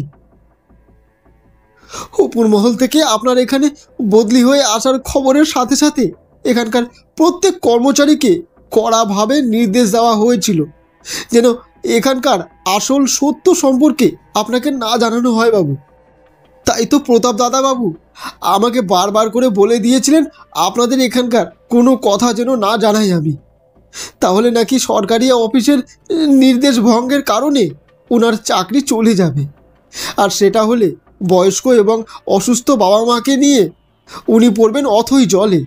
কিন্তু এতটা বাড়াবাড়ি হবে জানলে আমি কখনোই চুপ থাকতাম না বাবু, সবটা আগেই বলে দিতাম আপনাকে। আমার এবারে ধৈর্যচ্যুতি ঘটল, মেজাজ হারিয়ে বলে উঠলাম, এখন আর নাকে কান্না করে কি হবে কাকা? তোমরা নিজের স্বার্থের কথা ভেবে আমার পরিবারের যা সর্বনাশ করার তা তো করেই দিলে। এবার এইসব ছেড়ে আসল কথাটা বলো দেখি, এই বিপদ থেকে পিকুকে উদ্ধার করার কি পথ সেটা আমার দয়া করে এখন বলো। কাকা দেরি না করে বলতে আরম্ভ করলো, বাবু বাবু এ অঞ্চল হলো ভয়ঙ্কর এক অপদেবতার বাসভূমি। সাঁওতালি ভাষায় এদের বলা হয় গুড্ডু বাঙ্গা, বাংলায় যার মানে দাঁড়ায় বামন পিশাচ। এরা হলো সাঁওতালদের কালো জাদুর উপাস্য অপদেবতা। প্রায় প্রতিটি ঘরে ঘরেই সাঁওতালরা কালো জাদু চর্চা করে। গুড্ডু বাঙ্গাদের তুষ্ট ও বশ করে এদের দিয়ে বহু অসম্ভব কার্যসিদ্ধি করে বাবু। এরই সঙ্গে এই অপদেবতার দ্বারা অপ্রাকৃতিক কিছু ক্ষমতার অধিকারীও হয় তারা। গুড্ডু বাঙ্গারা সাধারণত বড় মানুষদের কিছু করে না, কিন্তু শিশুদের দেখলেই এরা এরা তাদের বশীভূত করতে শুরু করে, যাতে তাদের মায়া বলে কাছে ডেকে এনে সেই শিশুদের দিয়ে এরা নিজেদের উদরপূর্তি করতে পারে বাবু। তাই তো সেদিন খোকাবাবু সাঁওতালদের ডেরায় ওই ওই জায়গায় চলে গিয়েছিল। তখন খোকাবাবু ছিল ওই অপদেবতার সম্মোহনের জালে বন্দী। তখন খোকাবাবু ছিল ওই অপদেবতার সম্মোহনের জালে বন্দী। ওই জন্যই ঘুম থেকে উঠে খোকাবাবুর কিছুই মনে ছিল না। দিনের বেলা এভাবেই গুড্ডু বাঙ্গারা শিশুদের সম্মোহিত করে, তাদের ডেরায় নিয়ে যায়, ঘুম পাড়িয়ে রাখে, তারপর রাত হলেই খেয়ে ফেলে বাবু। আমরা এখানে যারা বহুদিন ধরে রয়েছি তারা বিশেষ তাবিজ কবজ দিয়ে নিজেদের ও বাচ্চাদের সুরক্ষিত রাখতে পারি, কিন্তু খোকাবাবুর দেহে তো আর সেসব পড়ানো নেই। তার উপর সে নতুন এসেছে এখানে, ব্যাস ওরাও ঠিক গন্ধ পেয়ে গেছে আপনাদের ছেলের। গুড্ডু বাঙ্গাদের কাছে যে মানব শিশু বড় প্রিয় খাবার বাবু। আগে এসব অঞ্চল ছিল বনভূমি, এখানে সাঁওতালরাই থাকতো আগে, কিন্তু পরবর্তীকালে সভ্য মানুষের আগমন বেড়ে যাওয়ায় ধীরে ধীরে জঙ্গল কেটে গড়ে তোলা হলো গ্রাম, শহর এবং রাস্তাঘাট। সরকার সাঁওতালদের নিজেদের ভিটে মাটি ছাড়তে বাধ্য করলো আইনতভাবে। তাই তো ওরা নিজেদের পোষ্য এই অপদেবতাদের লেলিয়ে দিল আমাদের দিকে, যাতে আর আমরা ওদের জঙ্গল, ওদের ঘর বাড়ি, ওদের চাষের জমি দখল না করতে পারি। এই গুড্ডু বাঙ্গারাই পাহারা দেয় তাদের গ্রাম। সাঁওতালদের কোনো ক্ষতি না করলে বা ওদের বাসস্থানের কাছে না গেলে ওই অপদেবতারাও কোনো ক্ষতি করে না আমাদের। কিন্তু শিশুদের দেখলেই ওরা অনিয়ন্ত্রিত হয়ে পড়ে, তখন কোনো শর্তই ওরা মানে না। সরকার তো শুধু নিজের স্বার্থ দেখে, আর সেই স্বার্থের কারণেই এখানে আসা দুজন পোস্টমাস্টারের পরিবারের মোট 3টে বাচ্চাকে বলি হতে হয়েছিল এই গুড্ডু বাঙ্গাদের হাতে বাবু। এবারও সেটাই হতে যাচ্ছে। আপনাদের এখানে পরিবার নিয়ে আসার কথা শুনেই জিজ্ঞেস করেছিলাম প্রতাপবাবুকে যে আপনার সাথে কোনো বাচ্চা আসছে কিনা, আসলে যেন আপনাকে তাকে সাথে আনতে বারণ করে দেন। কিন্তু প্রতাপ দাদুবাবু বলেছিলেন আপনারা নাকি শুধু ওই স্বামী স্ত্রী আসছেন এখানে। কিন্তু বাবু, পরে স্টেশনে খোকাবাবুকে দেখে আমার বুকের ভেতরটা ছ্যাদ করে উঠেছিল।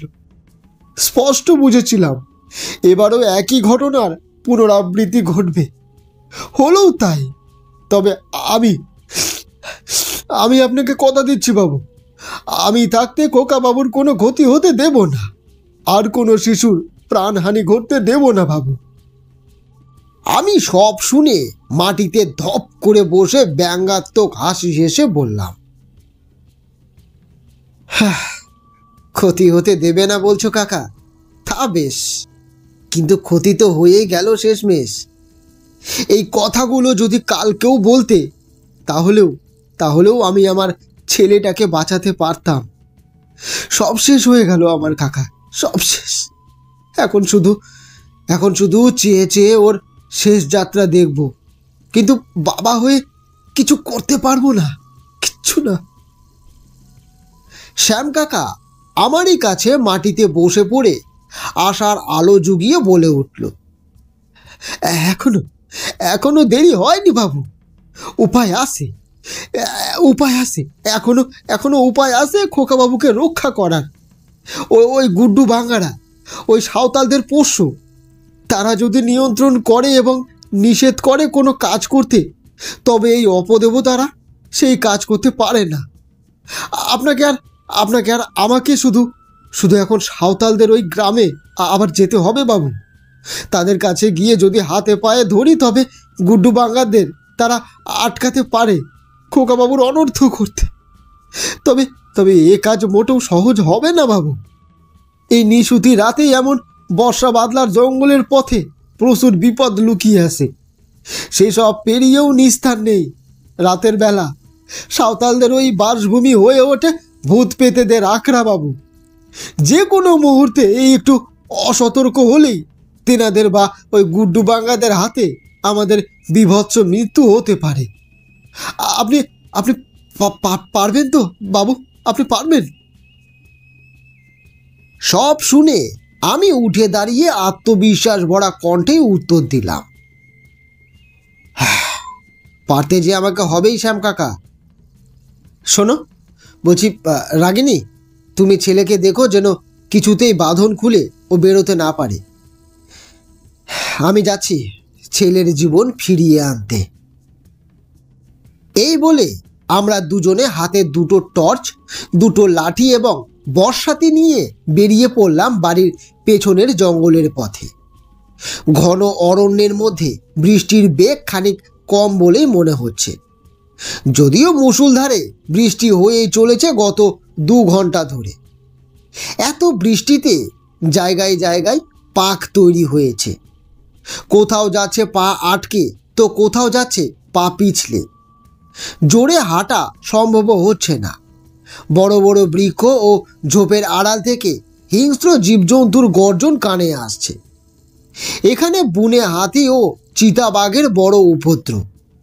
এরই মাঝে কিছুটা দূরে একটা কালো মতন কিছু বিকট আওয়াজ করে এ প্রান্ত থেকে হঠাৎ ও প্রান্তে লাফিয়ে পড়ে ঝোপের আড়ালে কোথায় যেন অদৃশ্য হয়ে গেল। আমরা ভয়ে ক্ষণিকের জন্য থমকে দাঁড়িয়ে পড়েছিলাম। শ্যাম কাকা যতটা সম্ভব নিচু কণ্ঠেই বলল, কালো বাঘ মনে হচ্ছে বাবু। এই অঞ্চলে তারাও আসে, তবে সংখ্যায় খুব কম। এই বৃষ্টিতে এবং মাটি থেকে উৎপন্ন সোদা গন্ধে নেহাত আমাদের গায়ের গন্ধ কিছুটা ওই ঢাকা পড়েছে বলে তাই। নয়তো এতক্ষণে আমরা দুজনেই শিকারে পরিণত হতাম এই অরণ্যের বাসিন্দাদের কাছে। বহু কষ্টে এভাবেই আতঙ্কে বুক বেঁধে অবশেষে উপস্থিত হলাম সেই জায়গায় যেখানে পিকুকে গতকাল উদ্ধার করেছিলাম। সেই বিস্তীর্ণ তৃণভূমিতে পা রাখার আগে শ্যাম কাকা আমার হাতটা ধরে দাঁড় করালো। তারপর নিজের গলা থেকে একখানা তাবিজ গোছের জিনিস আমার গলায় পরিয়ে দিল। আমি সেই জিনিস সম্পর্কে প্রশ্ন করলে কাকা বলল, এ তাবিজ আপনাকে রক্ষা করবে বাবু, এখানকার সেই ভয়ঙ্কর অপদেবতাদের হাত থেকে। এটা সঙ্গে রাখবেন যেন, আর সর্বদা আমার সাথে সাথে চলবেন। ভুলেও কারোর ডাকে বা হাতছানিতে পিছনে ফিরবেন না, তাহলে কিন্তু বিপদ। যদি পথে আমার কোথাও দেখা না পান হঠাৎ করেই, তবে যেন আপনি এগোনো থামাবেন না। ওই যে দূরে টিম টিম করে আলো জ্বলতে দেখতে পাচ্ছেন না, ওগুলো হইল ওই সাঁওতালদের ঝুপড়ি বাড়ি। ওখানে পৌঁছে সাঁওতাল সর্দারের কাছে দেখা করতে চাইবেন এবং আমার নাম করবেন, কেমন? এই তাবিজ ওদেরই বানিয়ে দেওয়া। এর দ্বারাই যে সপরিবারে এখানে বসবাস করতে পারি আমরা বাবু। আসুন, এবার আমার সাথে আসুন। আচ্ছা শোনো না, বলছি, তুমি এই তাবিজ আমায় দিয়ে দিলে নিজে কি পড়বে তাহলে? তোমার সুরক্ষার কি হবে শুনি? শ্যাম কাকা পরিবর্তে মুচকি হেসে উত্তর করল, আমার 3 কাল গিয়ে 1 কালে ঠেকেছে, আর কতদিনই বা বাঁচবো বলুন? ছেলে মেয়েরা সব যে যার সংসারে থিতু হয়েছে পরিবার নিয়ে। আমার তো বউটাও সেই কোন কালে স্বর্গে চলে গিয়েছে, তাই আর বেঁচে থাকার কোনো স্বাদ বা মোহ আমার মধ্যে আর নেই। খোকা বাবুর তো সবে জীবন শুরু, আর আপনি ওর বাবা, মানে বট গাছ।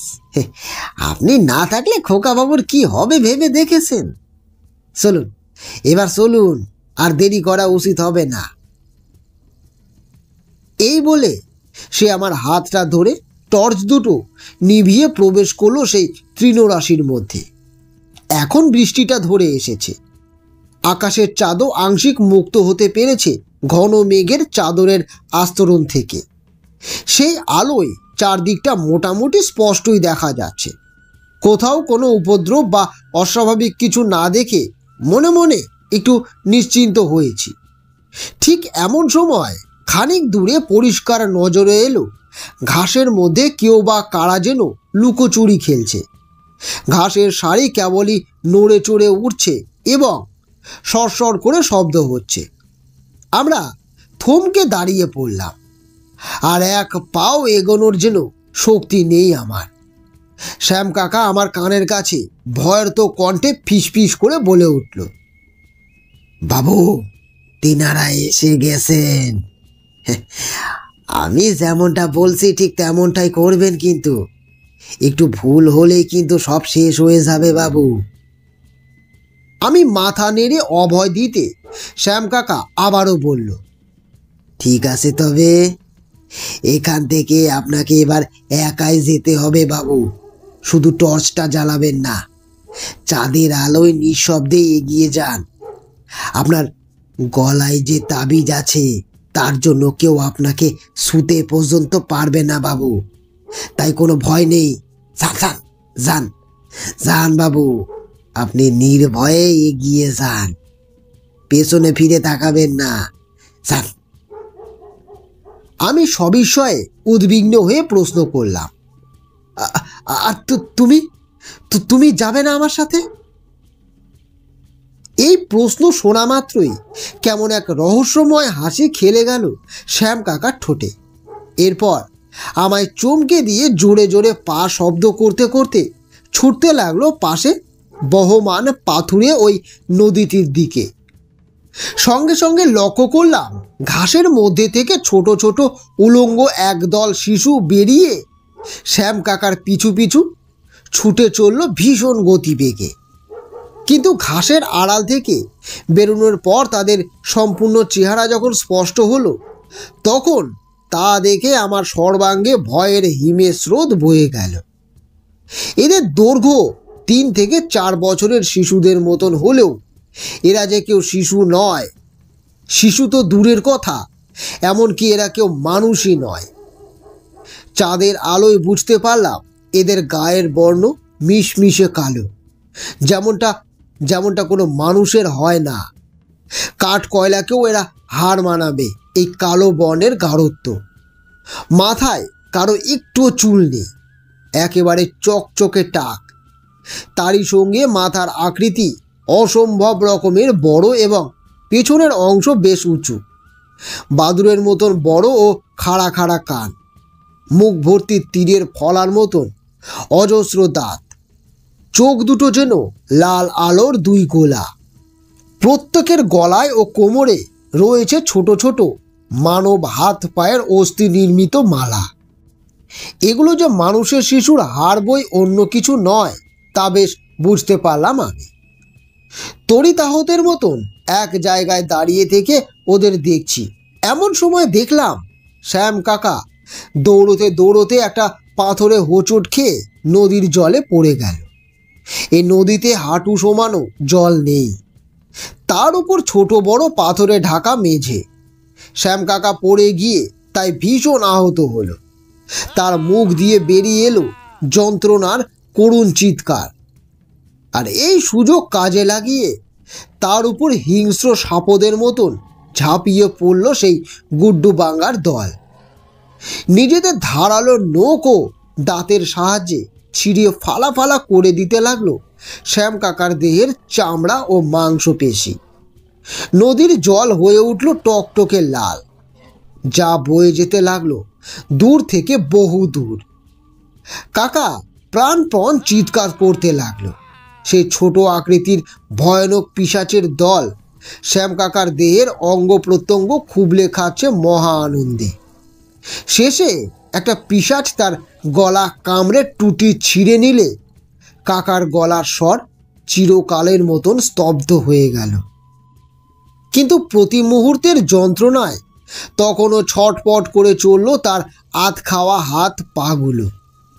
আমি অসহায় পক্ষঘাতে আক্রান্ত রোগীর মতন সবটা দেখেই গেলাম, কিন্তু মানুষটাকে বাঁচানোর কোনো চেষ্টাই কাজে লাগলো না আমার। শরীর তো দূরের কথা, হাতের বা পায়ের একটা আঙ্গুলও নাড়াতে পারিনি এই গোটা সময়টাতে। যখন সব শেষ, গুড্ডু বাঙ্গারা ভক্ষণে ব্যস্ত, তখন হঠাৎ আমার শরীরটা ফের সচল অবস্থা লাভ করল। নিজের অজান্তে পা দুটো চলতে আরম্ভ করলো দূরে সেই জঙ্গলে থাকা আলোগুলোর উৎসের দিকে। দু চোখ জলে ঝাপসা হয়ে গেছে। সামনের পথ কিছুই ভালো মতন চোখে পড়ছে না আমার। সর্বক্ষণ শুধু একটু আগে ঘটে যাওয়া শ্যামকাকার নারকীয় হত্যালীলার ঘটনাটাই চোখের সামনে ভাসছে আমার। মন্ত্রচালিত এই পা দুটোই এখন আমার শেষ ভরসা। বেশ বুঝতে পারছি আমার এই ক্ষমতা শ্যামকাকার পরিয়ে দেওয়া তাবিজটার কারণেই প্রাপ্ত হয়েছে। শ্যামকাকা সত্যি তার কথা রেখে গেছে। ধীরে ধীরে এই ভেবেই এসে পৌঁছলাম সাঁওতালদের ডেরায়। প্রায় 50-60টা ঝুপড়ি বাড়ি নিয়ে গড়ে উঠেছে এই ছোট্ট গ্রামখানা। এখানে এসে পৌঁছতেই আমি সর্বশক্তিহীন হয়ে মাটিতে মুখ থুবড়ে পড়ে গেলাম। কিন্তু সজ্ঞানেই রইলাম আমি। শুধু মানসিক ও শারীরিকভাবে হয়ে পড়েছি বিধ্বস্ত। সঙ্গে সঙ্গে দুজন সাঁওতাল লোক ছুটে এলো আমার দিকে। তাদের হাতে ধরে থাকা বর্ষার ফলা আমার গায়ে হালকাভাবে বিধিয়ে বিধিয়ে নিজেদের ভাষায় কিছু প্রশ্ন করল। আমি সেই ভাষা না বুঝলেও তাদের অর্থ আন্দাজ করতে পারলাম। আমি কে, কেন এখানে এসেছি ইত্যাদি এসবই হয়তো জিজ্ঞেস করছে তারা। কিন্তু এত প্রশ্নের উত্তর দেওয়ার অবস্থায় আমি তখন নেই। উপুর হয়ে পড়ে থেকে কোনো রকমে শুধু বলতে পারলাম, আমাকে তোমাদের সর্দারের কাছে নিয়ে চলো। খুব বিপদে পড়ে এসেছি আমি আমি আমি আমি শ্যামাচরণ বিশ্বাসের পরিচিত। সেই আমায় এখানে আসতে বলেছে। আমার ভাষা হয়তো তারা বুঝল। এরপর দুজন লোক আমার হাত দুটো বগলের কাছে ধরে দাঁড় করিয়ে টেনে টেনে নিয়ে যেতে লাগলো তাদের গ্রামের তুলনামূলক বড় ও সুসজ্জিত ঝুপড়ির কাছে। ঝুপড়িটার জায়গায় জায়গায় মশালের আলোয় আলোকিত। আমার সাথে আসা একজন সাঁওতাল লোক ওই ঝুপড়ির দরজায় করাঘাত করতে করতে তাদের সর্দারকে ডাকতে লাগলো। খানিক বাদে সর্দার বাইরে বেরিয়ে এলেন। বেশ লম্বা চওড়া ও পেশিবহুল তার দেহের গঠন, মাঝ বয়সী। গায়ের বর্ণ কুচকুচে কালো। গলায় পশুর হাড়গোড় ও শুকনো কিছু ফলের নির্মিত বিশেষ হাড় এবং কানের বড় আকারের দুল পরে রয়েছেন। হাতের বাজু এবং কবজিতেও রয়েছে এমনই বিশেষ গয়না। সর্দার বেরিয়ে একটু যেন মেজাজের সাথে সেই সাঁওতাল ব্যক্তিটিকে নিজেদের ভাষায় কিছু বললেন। এত রাতে হঠাৎ ওনার নিদ্রাভঙ্গের জন্যই হয়তো উনি ক্ষুব্ধ হয়েছেন। এরপর অপর ব্যক্তিও কিছু কথা বলল, যা আমার বোধগম্য হলো না। হয়তো আমার কথাই জানালো। দুজনের মধ্যে আরও খানিক কথোপকথনের পর সর্দার আমার কাছে এসে বিনম্র সুরেই তাদের ভাষা মিশ্রিত কাঁচা বাংলায় জিজ্ঞেস করলেন, কে হলো করে বাবু? এত রাইতে মুদের এইখানে এলিক কেনে? কিছু হয়েছে নাকি? তুই কে বটেস? এরপর আমি আমার পরিচয় সমেত বিস্তারিত ঘটনা তাকে সবটাই জানালাম, এক দণ্ড সময় অপচয় না করে। হাত জোর করে শেষে এও বললাম, আপনি আপনি আমার ছেলেটাকে বাঁচান সর্দার, বাঁচান। অনেক আশা নিয়ে এসেছি এখানে। পথে আমার পরিচারক পিতৃতুল্য শ্যাম কাকাকেও মেরে খেয়ে ফেলেছে আপনাদের ওই ভয়ঙ্কর উপাস্য অপদেবতার দল। আমি জানি সরকারও আমাদের মতন সভ্য মানুষেরা আপনাদের সাথে বহু অন্যায় করেছে, কিন্তু আমি বা আমার পরিবার তো এসবের মধ্যে কোনো কালেই ছিলাম না। আমরা তো এখানকারও নই। তাছাড়া আমি এরকম ধরনের অত্যাচারের ঘোর বিরোধী। আমার অবুঝ শিশুটার দিকে একটু দয়া দৃষ্টিতে দেখুন সর্দার। আমরা যে মরে যাব আমাদের সন্তান ছাড়া। এ বলে আর নিজেকে ধরে রাখতে পারলাম না। আমি ভেঙে পড়লাম কান্নায়।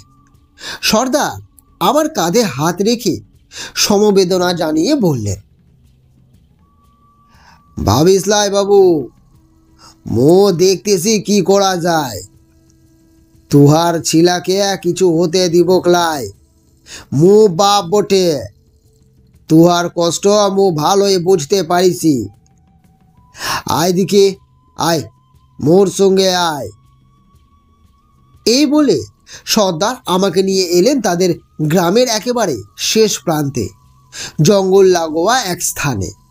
এখানে একটা শুকনো প্রাণহীন ও পাতাবিহীন বট গাছ দাঁড়িয়ে রয়েছে তার ধূসর ডালপালা বিস্তার করে। গাছের ডালে ডালে ঝুলছে বহু কালো কাপড়ের নির্মিত ভয়ঙ্কর দর্শন সব পুতুল। দেখেই শরীর শিহরিত হচ্ছে ভয়ে। চারিদিকে ধুনির পোড়া কাঠ স্তূপে স্তূপে পড়ে আছে।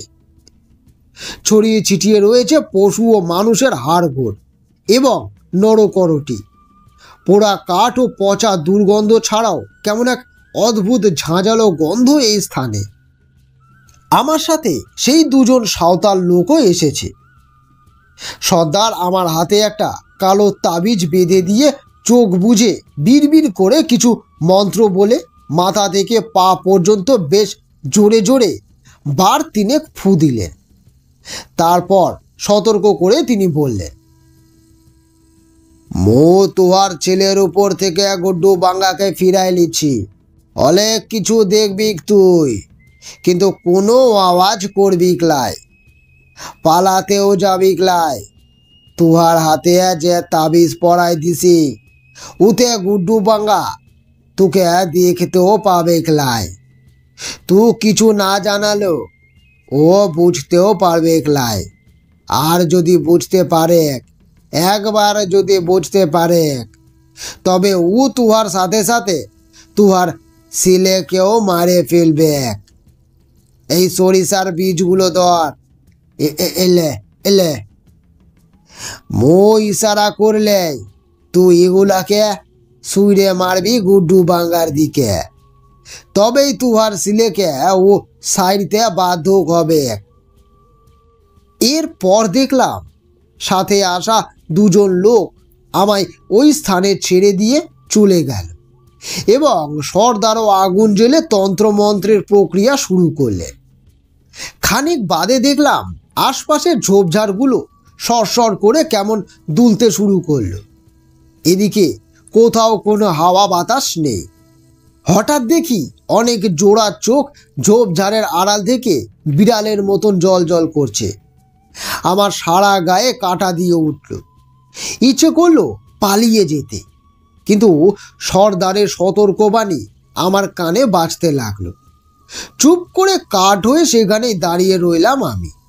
এরপর আচমকায় একটা খড়বাকার কালো উলঙ্গ শরীর লাফাতে লাফাতে বেরিয়ে এলো ওই ঝোপের আড়াল থেকে।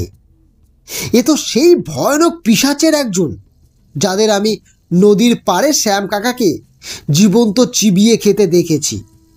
এই গুড্ডু বাঙ্গা সারা মুখে এবং দেহে রক্ত লেগে আছে। তাছাড়াও হাতে ধরে রেখেছে একটা মানুষের পায়ের হাঁটুর খানিকটা অংশ। হতে পারে এটা শ্যাম কাকার? কষ্ট, আতঙ্ক, ঘৃণা সমস্ত অনুভূতিগুলো আমার একাকার হয়ে যেতে লাগলো। মাথা ঘুরতে লাগলো ভো ভো করে, আমার গা গুলোতে লাগলো প্রতি মুহূর্তে। জানি না এভাবে কতক্ষণ সজ্ঞানে আমি থাকতে পারবো। কানে আসছে সর্দারের ধমক ভরা কণ্ঠস্বর। উনি ওই বামন পিশাচকে ধমকের সুরে কিছু বলছেন এবং আদেশও করছেন।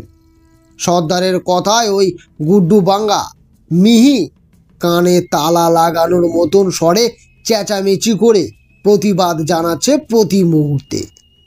বেজায় চটেছে সে। সর্দার যতই হুকুম করেন ততই সে পিশাচ মানতে অরাজি হয়। ভালোই বুঝতে পারছি যে আমার ছেলেকে ছাড়তে চায় না সে। অনেক বার্তালাপের পরেও যখন সে পিশাচ রাজি হলো না, তখন সর্দার আমার দিকে তাকিয়ে চট করে একটা ইশারা করলেন।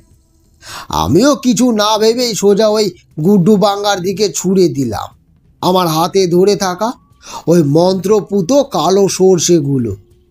ব্যাস, তারপরেই দেখলাম ওই খড়বাকার দেহখানা একটা কালো ধোয়ার কুণ্ডলিতে পরিণত হলো এবং সেখান থেকে অদৃশ্য হয়ে গেল।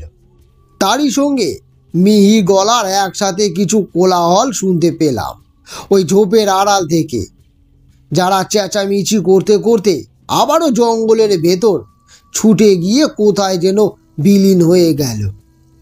ইতিমধ্যেই ভোরের আলো ফুটে উঠতে শুরু করেছে আকাশের পূব কোণে। সর্দার নিশ্চিন্ত মনে জ্বলন্ত ওই আগুন নিভিয়ে এসে আমাকে বললেন, তোহার ছেলে এখন মুক্ত আছে, ঘর যা কিনে, আর ও গুড্ডু বাঙ্গা তোহার ছেলের কিছু করিতে পারবে ক্লাই। আমি সর্দারের সামনে হাত জড়ো করে কৃতজ্ঞতা জ্ঞাপন করেই বললাম, আমি আমি আপনার কাছে চির ঋণী হয়ে রইলাম সর্দার।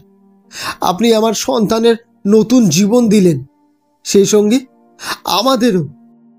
সর্দার হাসি মুখে চলেই যাচ্ছিল, কিন্তু একটা কৌতূহল মনের মধ্যে নাড়া দিতেই ওনাকে আমি প্রশ্ন করলাম, সর্দার সর্দার কিছু যদি মনে না করেন তবে একটা প্রশ্ন করব। ওই অপদেবতা অদৃশ্য হয়ে কোথায় গেল সর্দার? আর বাকিরাও বা কোথায় ছুটে পালিয়ে গেল হঠাৎ? সর্দার আমার দিকে ঘুরে দাঁড়িয়ে উত্তরে জানালেন,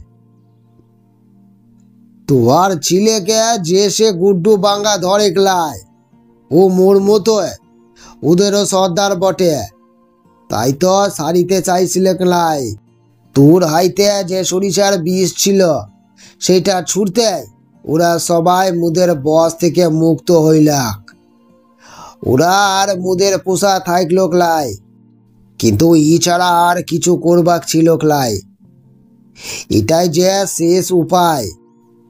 ভাবিসলাই মোরা ফির ওদের বস করে নিব, সময় লাগবে কিছু বছর, তবে তবে হয়ে যাবে। এই বলে উনি চলে গেলেন ধীর পায়ে।